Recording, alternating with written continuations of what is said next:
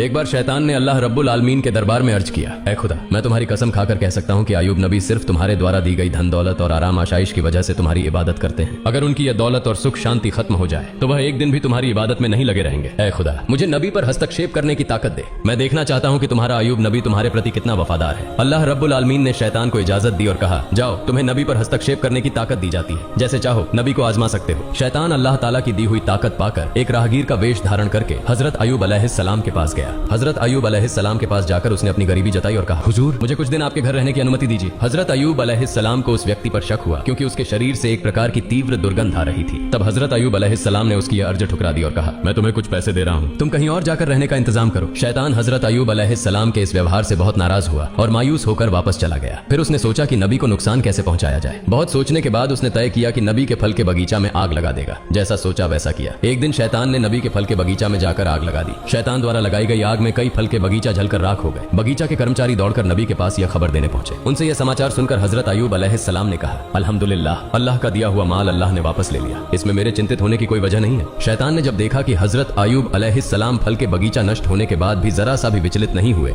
तो उसके दिल में जलन बढ़ गई। फिर उसने दोबारा सोचना शुरू किया कि नबी को और किस तरह से नुकसान पहुंचाया जाए। अगले दिन शैतान नबी के अस्तबल में गया और वहां आग लगा दी। आग तूफान की तरह फैल गई जिससे सारे जानवर जलकर मर गए और कुछ गडेरिये भी आग में झुलस कर मर गए। बाकी गडेरिये यह खबर तुरंत नबी के पास लेकर पहुंचे। यह खबर सुनकर हजरत अयूब अलैहिस्सलाम ने नमाज की नियत की और कहा, अल्लाह का दिया हुआ माल अल्लाह ने वापस ले लिया, इसमें मुझे विचलित होने की कोई जरूरत नहीं है। शैतान ने जब देखा कि इतनी बड़ी घटना के बाद भी नबी जरा भी परेशान नहीं हुए तो उसके दिल में और ज्यादा जलन पैदा हुई। अब उसने नबी को और बड़ा नुकसान पहुंचाने का इरादा किया। हजरत अयूब अलैहिस्सलाम के 12 बच्चे थे जो हर दिन एक शिक्षक से शिक्षा लेने के लिए मदरसे जाया करते थे। एक दिन सुबह हमेशा की तरह हजरत अयूब अलैहिस्सलाम के 12 बच्चे शिक्षक के पास पढ़ने गए। उसी समय शिक्षक किसी काम से मदरसे से बाहर गए और शैतान ने इस मौके का फायदा उठाकर मदरसे की छत गिरा दी। छत गिरने से हजरत अयूब अलैहिस्सलाम के 12 बच्चे मलबे के नीचे दबकर मर गए। मदरस के शिक्षक डरते डरते हजरत अयूब अलैहिस्सलाम के पास आए और कहा, ऐ अल्लाह के नबी, मैं किसी काम से बाहर गया था, इसी बीच इमारत की छत गिर गई और आपके 12 बच्चे उसमें दबकर चल बसे। यह सुनकर हजरत अयूब अलैहिस्सलाम ने कहा, सुभान अल्लाह, अल्हम्दुलिल्लाह, ला इलाहा इल्लल्लाह, अल्लाहु अकबर, अल्लाह का दिया हुआ माल अल्लाह ने वापस ले लिया, इसमें मुझे विचलित होने की कोई जरूरत नहीं है। शैतान ने जब देखा कि बच्चों की मौत के बाद भी हजरत अयूब अलैहिस्सलाम की ईमानदारी और अल्लाह पर विश्वास में कोई कमी नहीं आई तो वह जल भुनकर राख हो गया। अब वह और बड़ी हानि पहुंचाने की सोचने लगा। इसी दौरान हजरत अयूब अलैहिस्सलाम के दुश्मन नबी की इस कठिन परीक्षा को देखकर बेहद खुश हो रहे थे। नबी के नौकर चाकर और कर्मचारी नबी की इस दयनीय स्थिति को देखकर जहां जहां मौका मिला चले गए। नबी का घर, बागान, अस्तबल सब कुछ खाली और सुनसान हो गया। इस मौके का फायदा उठाकर दुश्मनों ने नबी की संपत्ति लूटना शुरू कर दिया। उन्होंने टूटे फूटे घर की सारी चीजें अपने कब्जे में ले ली। बागान में बचा हुआ फल और फसल लूटने के लिए उनके बीच झगड़े शुरू हो गए। सिर्फ एक हफ्ते के भीतर हजरत अयूब अलैहिस्सलाम की सारी आराम आशाइश, संतानें और संपत्ति खत्म हो गई। हजरत अयूब अलैहिस्सलाम की 4 पत्नियां थीं। उनमें से 3 झगड़कर और बहस करके नबी को छोड़कर चली गईं। सिर्फ हजरत रहीमा अलैहिस्सलाम उनके साथ रही। वह नबी को छोड़कर जाने वाली नहीं थी। वह हर समय नबी के साथ खड़ी रही। देश के लोग नबी के नबूवत के दावे का मजाक उड़ाने और ताने देने लगे। कुछ ने कहा, अगर अयूब सच में अल्लाह के नबी होते तो उन पर ऐसा गजब क्यों आता? वह नबी नहीं है। उनकी झूठी नबूवत के दावे के कारण अल्लाह का गजब उन पर उतरा है। इधर नबी के अनुयायियों के बीच भी दरार पड़ने लगी। उनकी यह स्थिति देखकर शैतान भी पूरी तरह संतुष्ट नहीं हो सका क्योंकि सब कुछ खत्म हो जाने के बावजूद हजरत अयूब अलैहिस्सलाम में कोई बदलाव नहीं आया। वह अपने इबादत खाने में पहले की तरह पूरी तल्लीनता से इबादत कर रहे थे, जैसे उन्हें अपने आसपास हुई तबाही की कोई खबर ही न हो। न उनके चेहरे पर मायूसी थी, न अफसोस का कोई निशान।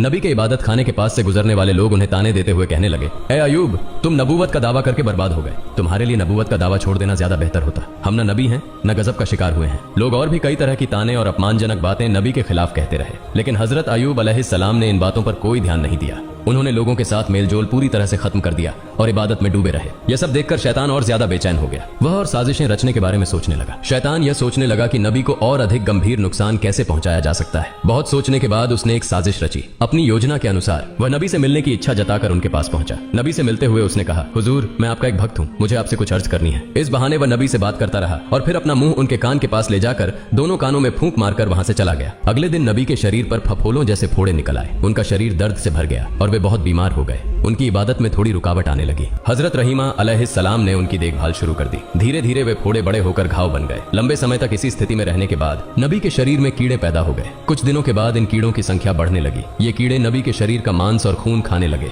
दूसरी ओर हजरत रहीमा के पास जमा किया हुआ सारा पैसा और सामान खत्म हो गया। खाने पीने की गंभीर समस्या पैदा हो गई। कुछ दिनों तक नबी और उनकी पत्नी ने केवल पानी पीकर गुजारा किया, लेकिन आखिरकार हजरत रहीमा के लिए यह सहन करना मुश्किल हो गया। हजरत रहीमा अलैहिस्सलाम नबी के पास आकर अर्ज करने लगी, ए अल्लाह के नबी, अब हमारे पास कुछ भी नहीं बचा है, इसलिए गांव जाकर लोगों के घरों में काम करके रोजी कमाने के अलावा हमारे पास और कोई चारा नहीं है। अगर आप मुझे इजाजत दें तो मैं गांव में जाकर लोगों के घरों में काम करके हलाल रोजी कमा सकती हूँ और उससे हमारे खाने का इंतजाम हो जाएगा। हजरत अयूब अलैहिस्सलाम अपनी पत्नी रहीमा की बात सुनकर बहुत देर तक रोते रहे। फिर उन्होंने कहा, रहीमा, मेरा इरादा तुम्हें तकलीफ देने का कभी नहीं था, लेकिन मैं बहुत बीमार हूँ और मजबूरी में तुम्हें इजाजत दे रहा हूँ। तुम जाओ और लोगों के घरों में काम करो ताकि कुछ हलाल रोजी कमा सके। नबी की इजाजत पाकर हजरत रहीमा ने गांव में लोगों के घरों में काम करना शुरू कर दिया। दूसरी ओर गांव वाले जब हजरत अयूब अलैहिस्सलाम के शरीर की स्थिति देखते तो बहुत भयभीत हो जाते। उनके शरीर से उठने वाली दुर्गंध से लोग घृणा महसूस करने लगते और उनके शरीर में सिहरन सी होने लगती। इसके अलावा नबी के शरीर से उठने वाली सड़ी मांस की गंध से लोग परेशान हो गए। एक दिन गांव वाले हजरत अयूब अलैहिस्सलाम के पास आए और बोले, ए अयूब, तुम तुरंत हमारा गांव छोड़कर कहीं और चले जाओ। अगर ऐसा नहीं किया तो हम तुम्हें यहाँ से जबरदस्ती निकाल देंगे। उस समय हजरत अयूब अलैहिस्सलाम के साथ केवल 3 लोग थे, उनकी पत्नी हजरत रहीमा अलैहिस्सलाम और उनके 2 शागिर्द। ये दोनों शागिर्द हमेशा नबी की देखभाल और सेवा में लगे रहते थे। गांव वालों के लगातार दबाव के कारण शागिर्दों ने हजरत अयूब अलैहिस्सलाम को दूसरे गांव ले जाने का फैसला किया।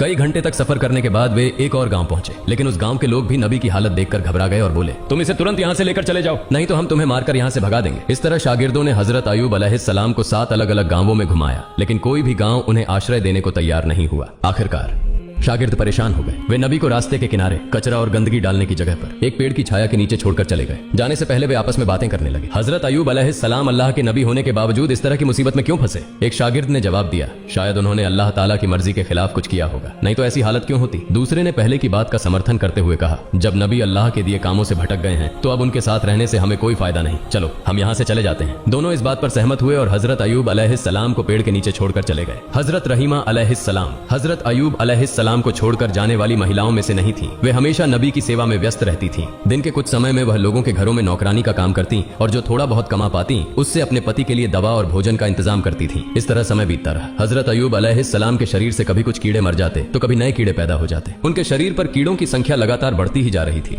उनके शरीर पर अब केवल हड्डियां और थोड़ा सा मांस ही बचा था। एक दिन उनके शरीर से कुछ कीड़े गिरकर जमीन पर आ गए। तब हजरत अयूब अलैहिस्सलाम ने अपनी पत्नी रहीमा अलैहिस्सलाम को बुलाकर कहा, रहीमा, इंसान मिट्टी से बना है और मरने के बाद उसका शरीर फिर मिट्टी में बदल जाता है। अगर मेरे शरीर का मांस और खून अल्लाह के इन कीड़ों की भूख मिटाने में काम आ रहा है तो इसमें कोई आपत्ति नहीं होनी चाहिए। कम से कम इससे इन्हें भोजन मिल रहा है। जो कीड़े मेरे